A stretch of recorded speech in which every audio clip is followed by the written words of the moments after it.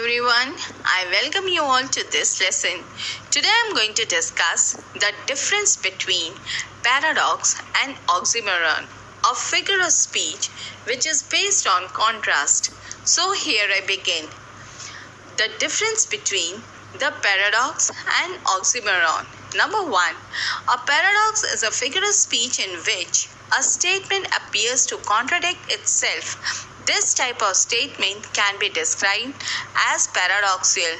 It is a Greek word which comes from incredible contrary to opinion or expectations. It is mostly used for expressing astonishment or disbelief at something unusual or unexpected.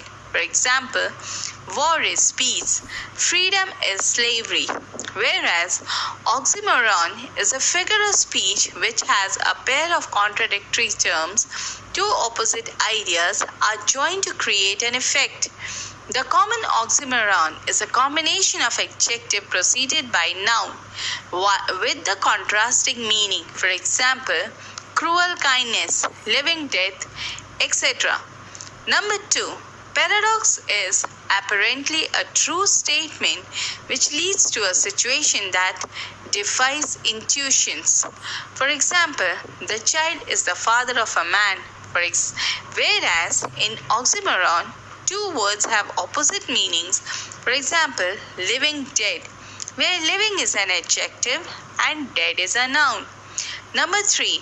Paradox is a statement seemingly contradictory, often has underlying truth. For example, I can resist anything but temptations, whereas in oxymoron is a figure of speech which is two opposite ideas creates an effect.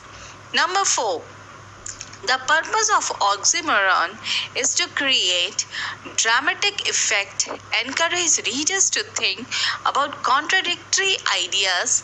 Oxymoron often show wit, whereas the purpose of paradox is to evoke feelings in the readers and to encourage readers to contemplate the author's message and to emphasize a specifically remarkable statements.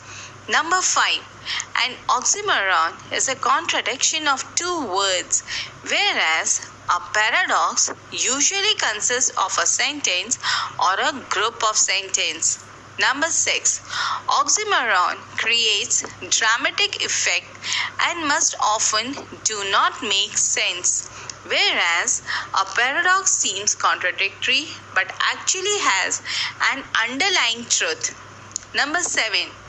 Paradox is a sentence having two contradiction ideas in it. For example, freedom is slavery, hate is love.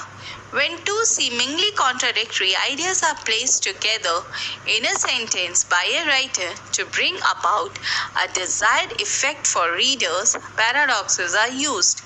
Even our lives are full of paradoxes, whereas in oxymoron, two seemingly contradictory words are placed next to each other. For example, bittersweet, dear departed. So, paradoxes are usually used in a sentence, whereas oxymorons are always two sets of words which are just opposite in meaning. So, dear children, from this figure of speech, we learn that life is an ECG.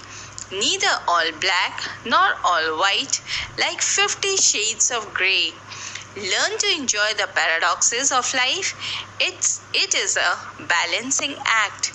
Celebrate its uniqueness in every moment. So, with these words, I end my lesson. Hope it will be beneficial for you in your study. Thank you.